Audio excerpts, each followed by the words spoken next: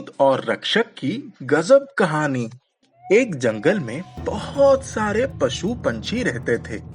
एक तरफ बड़ी नदी बहती थी और दूसरी तरफ पर्वतों की सुंदर श्रृंखला शोभा बढ़ा रही थी। एक दिन जंगल में एक मायावी राक्षस आ गया। उसने जंगली जानवरों को पकड़कर खाना शुरू कर दिया। उसके आतंक से जंगल के सभी जानवर बहुत दुखी हो गए। वो किसी भी समय किसी भी प्राणी को पकड़कर अपना आहार बना लेता था। एक बंदर के 2 बच्चे अनाथ हो गए थे। उनकी माँ मायावी राक्षस की शिकार बन चुकी थी। दूसरे बंदर उन्हें संभाल रहे थे। एक पुराने बरगद के पेड़ पर रहने वाले भूत ने राक्षस के करतूत को जब देखा, तब उसने मन ही मन जंगल के प्राणियों की रक्षा करने की ठान ली। वो भूत अपनी इच्छा से किसी की भी शरीर में प्रवेश कर सकता था, इसलिए उसने जंगल के सबसे बलशाली हाथी के शरीर में प्रवेश कर लिया। विशाल राक्षस झूमता हुआ जंगल के अंदर आ रहा था। हाथी के शरीर में स्थित भूत सूंड हिलाकर मन ही मन मुस्कुरा रहा था। एक पेड़ पर बहुत सारे बंदर बैठे हुए थे। उन्हें देखकर राक्षस उस पेड़ की तरफ बढ़ा और उसने हाथ उठाकर एक बंदर को पकड़ लिया। राक्षस ने कहा, हो, मेरा नाश्ता मेरे हाथ में आ गया। पहले नाश्ता करूंगा, फिर बाकी की खबर लूंगा। हाथी ने राक्षस के हाथ को सूंड से जोर से पकड़ लिया। बंदर को छोड़ दो, वरना अपने हाथ से भी हाथ धो बैठोगे। राक्षस गुस्सा हो गया। उसने कभी सोचा भी नहीं था कि ऐसा होगा। उसने मजबूर होकर बंदर को छोड़ दिया और बंदर दौड़कर पेड़ पर चढ़ गया। फिर राक्षस ने कहा, ए हाथी, तूने ये अच्छा नहीं किया। मैं तुझे इसका मजा चखाऊंगा। ए राक्षस, तू यहाँ से चला जा, इसी में तेरी भलाई है।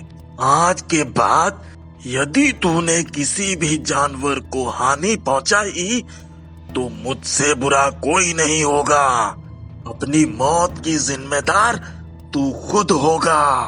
राक्षस गुस्से से अपना हाथ खींचकर वहां से चला गया और सभी जानवर खुशियां मनाने लगे। एक दिन जंगल में बड़ा तूफान आ गया। तूफान की हवा ने कई पेड़ जड़ से उखाड़ डाला। सभी जानवर इधर उधर भागने लगे। एक मोटा भालू ज्यादा तेज भाग नहीं पाया। उसने अपनी जान बचाने के लिए एक गड्ढे में शरण ले ली। अचानक पास का ही एक बड़ा पेड़ जड़ से उखड़ गया और वो उसी गड्ढे की तरफ गिर गया। कुछ देर के बाद तूफान तो थम गया, लेकिन मोटा भालू गड्ढे में पेड़ के नीचे ही फंस गया। सभी जानवर पेड़ के आसपास इकट्ठा हो गए। एक बंदर ने कहा, भालू दादा तो पेड़ के नीचे गड्ढे में फंस गए हैं। इस पेड़ को हटाना होगा। भालू दादा को बचाना होगा। उसके बाद एक लोमड़ी ने कहा, पेड़ नहीं हट पाएगा, इसे कौन उठाएगा।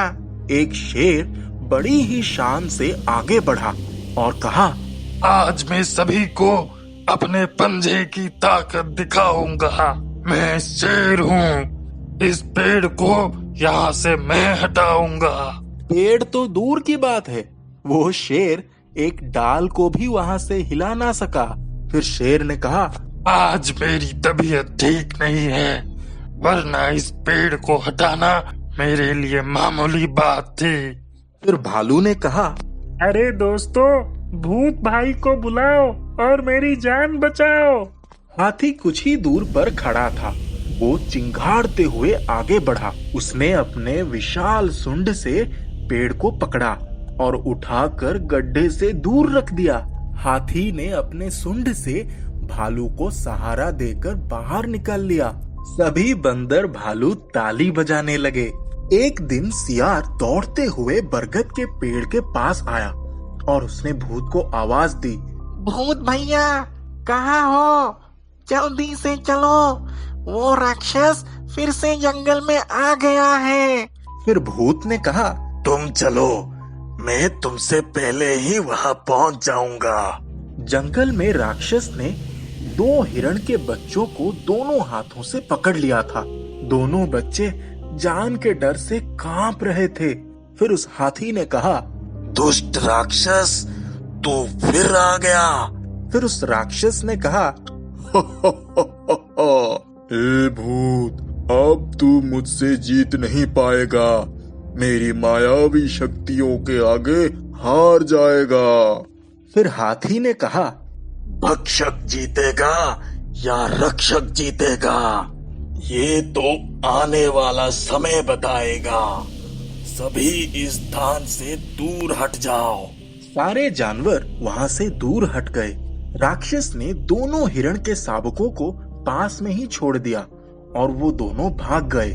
राक्षस ने तेजी से भूत की तरफ बढ़ा और भूत ने अपनी सुंड से उसके कंधे पर जोर से मार दिया। राक्षस जमीन पर गिर गया और जोर से गरजने लगा। राक्षस ने अपने मुंह से तेज हवा हाथी के ऊपर छोड़ी। हाथी ने अपनी सुंड हवा में हिलाकर उसका प्रतिकार किया। राक्षस का इस वार का भूत पर कोई असर नहीं हुआ। वो खींचने लगा। उसने दौड़कर हाथी की सुंड पकड़ ली। हाथी ने जोर लगाकर उससे अपनी सुंड छुड़ा ली और मस्तक से उसे पीछे ढकेल दिया। राक्षस जमीन पर गिर गया और सभी बंदर भालू तालियां बजाने लगे। हाथी इस बार दूसरी तरफ हटकर खड़ा हो गया और राक्षस के वार का इंतजार करने लगा। राक्षस एक पागल सांड की तरह हाथी की तरफ सर झुकाकर तेजी से दौड़ा। हाथी ऐन वक्त पर वहां से हट गया और सूंड से राक्षस के पीठ पर मारा। राक्षस जाकर पास के एक दलदल में मुंह के बल गिर गया।